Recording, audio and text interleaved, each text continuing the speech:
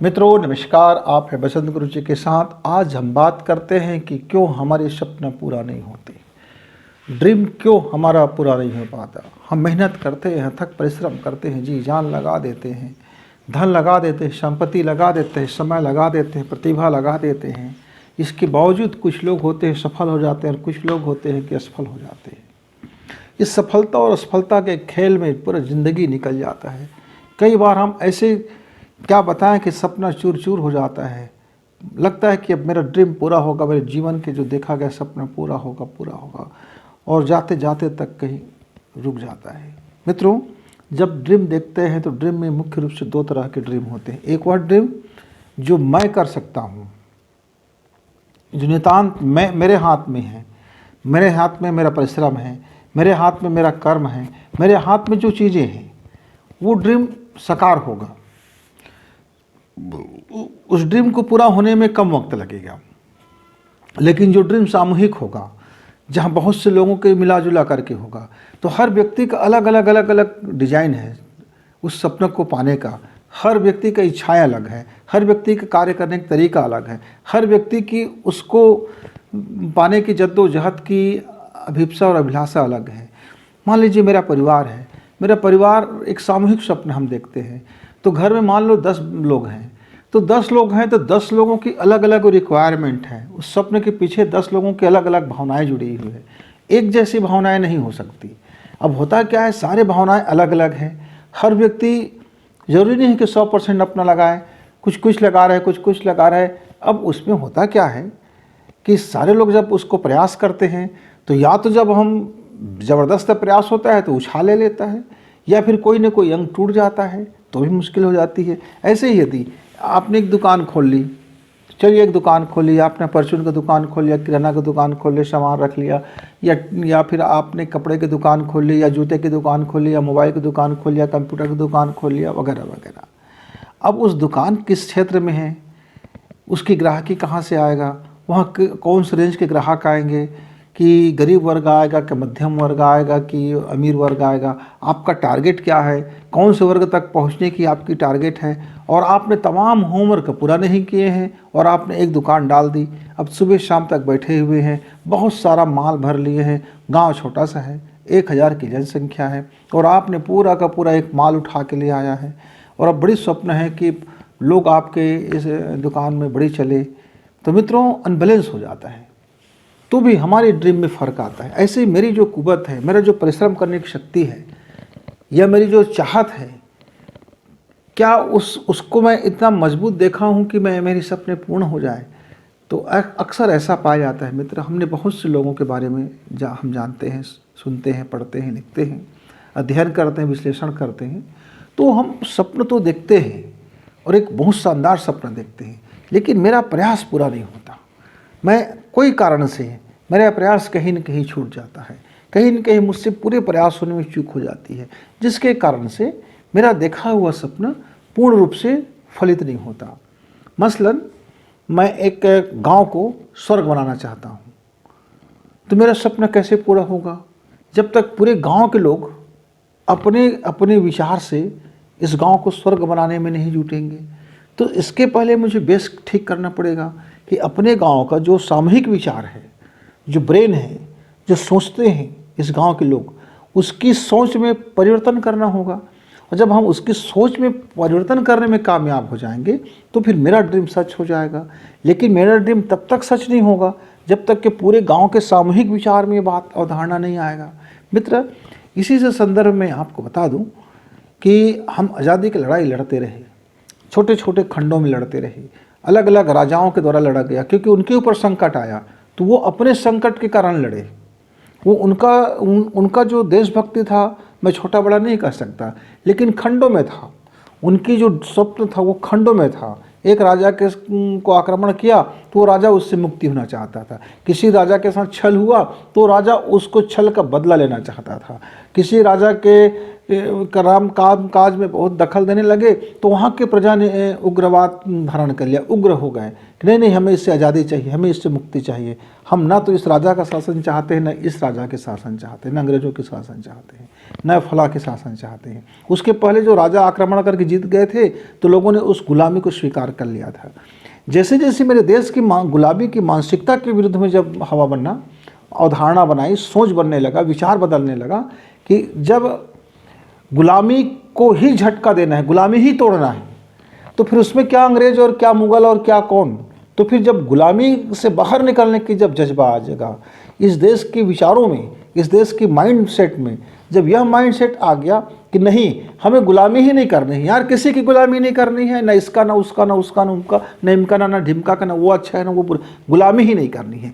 जब यह मानसिकता इस देश में अधिकांश जगह पर, अधिकांश लोगों के बीच में जब ये मानसिकता उत्पन्न हुआ, और उसी समय पूर्ण स्वराज की मांग के लिए करो और मरो के नारा के साथ जब स्थानीय और जो ज़मीनी नेता थे, यानी जो ज़मीन से उठ कर के आए हुए लोग थे, और हर क्रांति का मूवमेंट एक तरफ से हो गया कि हमें, चाहे वो गरम दल का हो, चाहे नरम दल का हो, चाहे उग्रवाद का हो, चाहे चरमपंथियों का हो, चाहे नरमपंथियों का हो, चाहे धार्मिक हो कि सामाजिक हो, चाहे किसान का हो, पढ़े लिखे का, हर वर्ग का व्यक्ति, स्त्री हो, पुरुष हो, निम्न वर्ग है, उच्च वर्ग है, मध्यम वर्ग है, जाति पाति इत्यादि, सब के बांध तोड़ते हुए जब विचार ने, जब विचारों की आंधी आई, जब विचारों ने कहा कि नहीं, हमें इस जंजीर को नहीं स्वीकारना है, जब उसने स्वीकारना बंद कर दिया, फिर भी कुछ लोग स्वीकारते रहे, और कुछ लोग स्वीकारने का दुष्परिणाम ये हुआ कि पूर्ण आज़ादी के बावजूद भी हम उपनिवेशवाद के शिकार बन गए, क्योंकि हमारे अंदर में जो डिजाइन था वो पूर्ण स्वायत्तता का डिजाइन होते होते बच गए, क्योंकि उसमें कुछ लोगों का मानना था कि हम अचानक इस तरह से पूर्ण स्वराज्य हो जाएगा, पूर्ण राज्य हो जाएगा, या पूर्ण आज़ाद हो जाएंगे तो बड़ी खतरा है, वगैरह वगैरह तर्क देने लगे। क्योंकि साम्राज्यवादियों की जो दिमाग होती है वो बड़ी टेढ़ी होती है, तिरछी चाल चलती है मित्रों। तो जब स्वराज का मांग हुआ, पूर्ण स्वराज का मांग हुआ, तो उस समय तक मेरे देश की जन भावना में वे एक विचार ने कर जन्म ले लिया था कि अब स्वप्न पूरा होगा। तब आज़ादी का स्वप्न पूरा हुआ मित्र। एक आज़ादी के स्वप्न पूरा करने वाले जो भी हमारे महापुरुष रहे हैं, जब वो अपने प्रारंभिक काल में जब यह बात रखते थे कि यह देश आज़ाद होगा, हम आज़ाद देश में सांस लेंगे, हम किसी का गुलाम नहीं रहेंगे, तो लोग उनकी बड़ा उपहास करते थे, कहते थे इतनी बड़े साम्राज्य से आप मुकाबला कर पाओगे क्या। लेकिन उन्होंने स्वप्न देखा, अपने ड्रीम देखा, और वो ड्रीम सच हुआ। आप और हम आज आज़ाद भारत में अपनी सांसें लेते हैं, इससे बड़ा और क्या एग्जाम्पल हो सकता है मित्र। यदि आपका ड्रीम देखा हुआ ड्रीम सृजन का है, सकारात्मक है, लोगों के कल्याण का है, देश दुनिया के कल्याण का है, आपके परिवार की बेहतरी के है, दूसरे का नुकसान ना होता हो, दूसरे का उसमें कोई चोट ना पड़ता हो, दूसरे का हित ना होता हो, दूसरे उस पर किसी प्रकार से न जाता हो, तब आपका जो स्वप्न है, ड्रीम है, पूर्ण हो जाता है। लेकिन मैं ये कहूँगा फला व्यक्ति वो मर जाए और ये मेरा सपना है, तो फिर आपका सपना बेकार है, बेबुनियाद है और घटिया है। हाँ, आप ये कह सकते हैं फला व्यक्ति बहुत बीमार है, आप दिल से उस दुआ कर सकते हो इस व्यक्ति को स्वास्थ्य लाभ हो, तो आपका निकला हुआ जो दुआ है, जो स्वप्न है, वो व्यक्ति को स्वस्थ होने में मददगार करेगा और वो व्यक्ति स्वस्थ हो जाएगा। आप दिल से दुआ निकालोगे, दिल से प्रार्थना करना क्या है, वो भी एक तरह के ड्रीम पूर्ण करना होता है। आप कई जगह जाते हैं प्रार्थना घर में, कई लोग प्रार्थना करने वाले होते हैं कि सप्ताह के किसी खास दिन वो प्रार्थना करते हैं, अपने भगवान से प्रार्थना करते हैं, अपने देवता से प्रार्थना करते हैं, अपने देवी से प्रार्थना करते हैं, अपने प्रभु से प्रार्थना करके कहते हैं कि आदमी चंगा हो जाए, आदमी के लिए मैं दुआ मांगता हूँ, और उसे आशीर्वाद देता है कि भगवान ने आपकी बात सुन ली है, और वो व्यक्ति का स्वप्न साकार हो जाता है, वो व्यक्ति चंगा हो जाता है।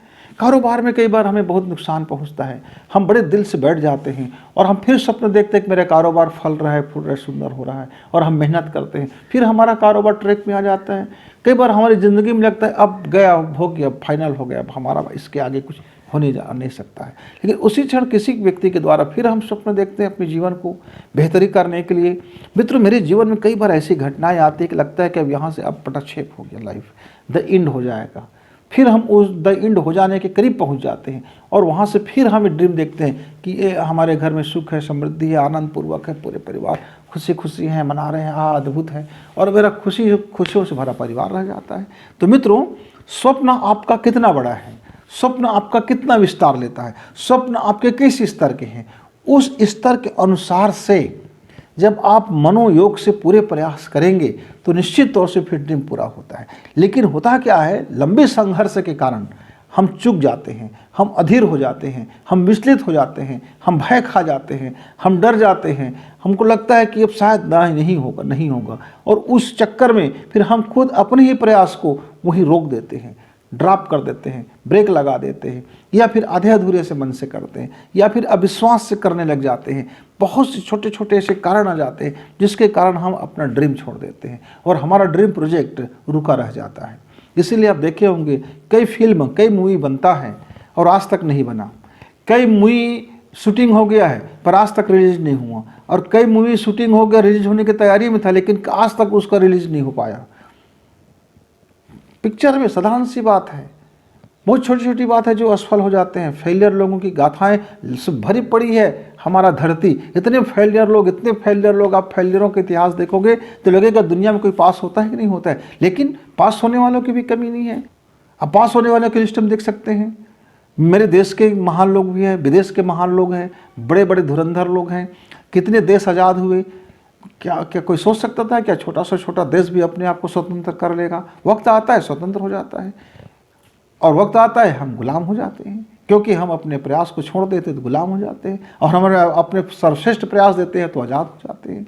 तो जब आज़ादी हमें मिल सकती है तो छोटे छोटे कामों को हम अपने औकात को थोड़ा बढ़ाते जाएं और स्वप्नों को बढ़ाते जाएं, औकात बढ़ाते जाएं, स्वप्न बढ़ाते जाएं, परिश्रम बढ़ाते जाएं, स्वप्न बढ़ाते जाएं, स्टेप बाई स्टेप किसी चीज़ को करते जाएंगे मित्र, तो ऐसा कोई भी स्वप्न नहीं है जो पूर्ण नहीं होता। लेकिन सारे स्वप्न प्रकृति के अंतर्गत होनी चाहिए, सारे स्वप्न ब्रह्मांडी नियम के अंतर्गत होनी चाहिए। सभी स्वप्न ऐसा हो जो किसी को आज़ादी को ना छीनता हो, आपका स्वप्न ऐसा जो किसी को नुकसान न करता हो, स्वप्न ऐसा जो किसी के सुख को ना छीनता हो। यानी आप अपनी अभिवृद्धि के सपने देखिए, खुद के प्रगति के सपने देखिए, वो पूर्ण होगा। दुश्मनी निभाने के सपना पूर्ण नहीं होता मित्र, और नहीं होना भी चाहिए। प्रकृति के विरुद्ध जा करके कुछ चीज़ आप काम करने के सोचते हो, पूर्ण होना भी नहीं चाहिए, क्योंकि प्रकृति को चैलेंज करना आसान नहीं होता। प्रकृति को चैलेंज करने की जो स्वप्न है अधूरा ही रह जाता है, क्योंकि प्रकृति के अधीन हम लोग हैं और हमारी अधीन, और हम प्रकृति से मुक्त जिस दिन बन जाते हैं, हम प्रकृति की मुक्त जिस दिन बन जाते हैं, उसी को तो सिद्धि बोलते हैं, उसी को तो महात्मा बोलते हैं, उसी को तो महापुरुष बोलते हैं। ऐसे महापुरुष जो प्रकृति का उपयोग करके प्रकृति के अधीन होकर हुए प्रकृति से मुक्त हो जाता है, और वो जब जो भी स्वप्न देखता है, जो ड्रीम देखते हैं, पूर्ण होकर रह जाता है। महापुरुषों ने स्वप्न देखा भारत आज़ाद होगा, और आज़ाद हो गया। लाखों लोग इस पर बलि हो गए, लाखों लोग का प्रयास रहा, सामूहिक प्रयास रहा, सब मिलकर के जोर कर प्रयास किया। अंतिम जोर का जब प्रयास लगाया, देश आज़ाद हो गया। युग निर्माण भी हो रहा है, नया युग भी आएगा, नया युग भी बदलेगा, शानदार युग बदल रहा है। युग अपने धुरी पर उतर आया है, अब वो अपने चाक पे चलने लगा है। युग का निर्माण होने जा रहा है मित्रों। 1000 वर्ष के लिए भारत का नवनिर्माण होने जा रहा है। भारत नवनिर्माण के उस अग्रसर पथ पर अग्रगामी हो चुका है। आप देख लीजिए, भारत के इतिहास देखिए, भारत का वर्तमान देखिए, भारत का भविष्य आपको दिखाई देगा। स्वर्ण काल के दौर में आने वाला भारतवर्ष है। भारत का आज ऐसा कंडीशन आने वाला है कि पूरा दुनिया में सर्वश्रेष्ठ मेरा देश बनने जा रहा है मित्र। उसकी शुरुआत हो चुका है, नींव रखी जा चुकी है। अब हम समतल में आ चुके हैं, अब बिल्डिंग से बनने चले जा रहे हैं धीरे धीरे। अब देखिए तो सही, मेरे देश में कितने महापुरुष हैं, अवतारी चेतना है, जो अभी इस वक्त काम कर रहे हैं, जो इस वक्त इस धरती के चाक को घुमा रहे हैं, इस प्रकृति के चाक को घुमा रहे हैं, इस प्रकृति के काल चक्र को घुमा रहे हैं, इस प्रकृति के काल चक्र पर अपनी उपस्थिति दर्ज करा करके कह रहा है, मैंने स्वप्न देखा है, ये पूर्ण होगा। और उस महाकाल का देखा हुआ स्वप्न अधूरा हो ही नहीं सकता, क्योंकि वो पूर्ण होने का वक्त शुरुआत हो ही गया है। अब देखो जरा उठा करके, इस देश का सबसे शानदार युग आने वाला है। बहुत बेहतरीन युग में हम कदम रख चुके हैं। हम सौभाग्यशाली हैं कि हम इस काल में जन्म लिए हैं। आप देखिए तो सही, आप कितने आज मेरे देश का विज्ञान कितना तरक्की कर रहा है, मेरे देश का अध्यात्म कितना तरक्की कर रहा है, मेरे देश की राजनीति कितने हाई लेवल में पहुंच रहा है। मेरे देश में सोच विचार करने वाले लोगों का आज ऐसा जमवाड़ा है कि पूरे विश्व को अपने सोच के अधीन, अपने सोच के नधीन मनुष्य को घुमा देगा। पूरा दुनिया देख रही है भारत की ओर, और भारत अपने ऊर्जा के रूप में, भारत अपने ओजस्विता के रूप में, भारत अपने तेजस्विता के रूप में दिन प्रतिदिन उसकी जो सूर्य है, सूर्य की चमक बढ़ते जा रहा है मित्र। आप भी एक ड्रीम देखिए, आप एक स्वप्न देखिए, एक शानदार स्वप्न देखिए, और अपने स्वप्न को पाने के लिए पूरे प्रयास में लग जाइए। देखना आपका भी स्वप्न पूर्ण होगा। जब महाकाल ने स्वप्न देखा वो पूर्ण हो रहा है, तो बहती गंगा में हाथ धो लो मित्र। इस समय युग निर्माण हो रहा है, इस समय युग का निर्माण हो रहा है। इस बहती गंगा में आप भी हाथ धो लीजिए, आप भी एक स्वप्न देखिए, एक शानदार स्वप्न देखिए, और उस शानदार स्वप्न का हिस्सेदार बनिए तो सही, पूरे प्रयास में आप भी लगिए सही, मजा आ जाएगा जीवन। तो मित्रों, स्वप्न देखें, पूरा होगा, किंतु आधे प्रयास से नहीं, अधूरे प्रयास से नहीं, आधे मन से नहीं, आधे अधूरे छोड़ देने से नहीं, पेंडिंग वर्क कर देने से नहीं, पूर्ण प्रयास और पूर्ण प्रयास। फिर मिलेंगे, तब तक गुरु जी को विदा, नमस्कार, धन्यवाद।